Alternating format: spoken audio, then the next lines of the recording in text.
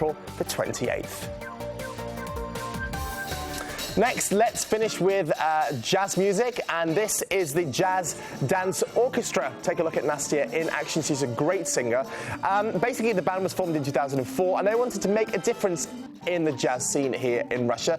They wanted to revolutionize and change the music, and they've basically taken music such as the Black Eyed Peas, Rihanna, Sting, Michael Jackson, and put their own new wave and sort of like lounge spin onto the music. They're playing tomorrow night. That's Saturday at the Central House of Artists. So if you're a fan of jazz, this group is absolutely perfect.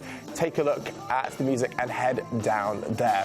Meanwhile, I spoke to Nastya about her wonderful career and ongoing success here in Russia regarding the jazz scene. Take a look at what she had to say. Have a great weekend, and I'll see you at the same time on Monday. Enjoy the weather.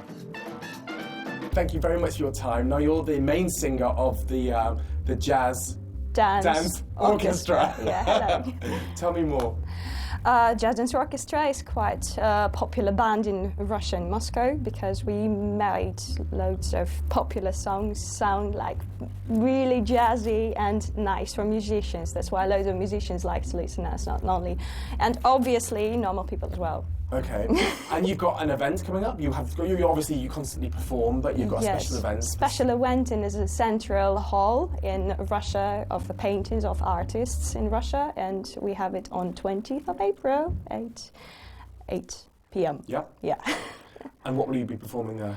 It's a great show. We are preparing lots of new songs which are not been on air live. We didn't play them live yet, and there will be loads of new songs which will be interesting for Russian and Austrian. Nice.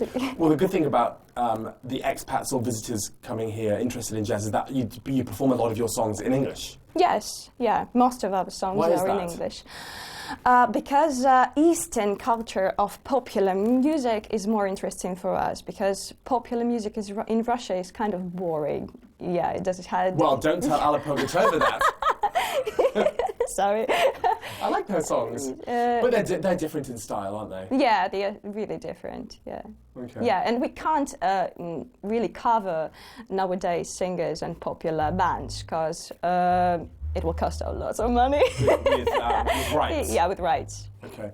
Tell me about the jazz scene here in Moscow, what your opinion is. Jazz scene, like exactly... Yeah, like B2, like Jazztown, which used to have the casinos now closed. Yes. Jazz scenes, the most popular place for us is Radio City Club. Yes. It's a big venue. It does have very, very good sound. It's really popular for musicians and like people who like a nice sound.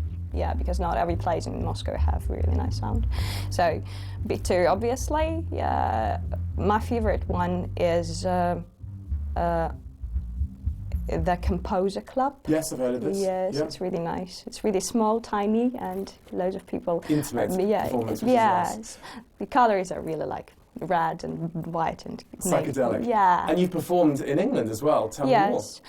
We've been invited with Russia House to London's Olympic Games, to the Hyde Park, and we played in Russia House. Yeah, and it was quite interesting because not only Russian people were listening to us, and it was interesting for English people to listen to us because it was not like very popular choruses of Russian, not balalaikas.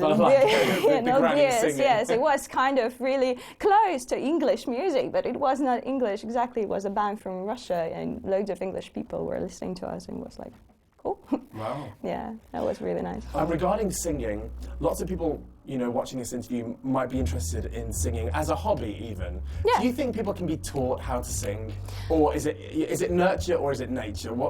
I know loads of people who are naturally nothing. And because they were working really hard, they started to sing quite impressive. And I know loads of people. There are many famous people whose names I can mention who are international performers. Yes. From America, Madonna, for example, who aren't like very good singers. Yes, exactly, yes. So there's maybe space for anybody to try their hand. Yes, yeah. Obviously, I think if you're lazy and you don't have a unique talent you can't do that. You just can't. But if you're really like, I really want to do that, I really do, and you're training every day, you're going to every teacher, you're going to every singer asking how to do that, you will do that. Yeah. How important was your classical training regarding the diaphragm and your larynx and your throat positions and your breathing and phrasing? How important is that? For me, for you, I don't day-to-day jazz singing? I don't use it quite often, but I. So it's just raw talent. Yes, I just make my student laugh when I do that. That's it. Yeah. And where can expats and visitors or locals watch you actually perform here in Moscow? Here in Moscow, you can visit jazzafisher.com and thankyou.ru, and there are loads of gigs which we're making from week to week. There's plenty of opportunity to see you in action. Yes, obviously. Yeah, we don't stop. Now let's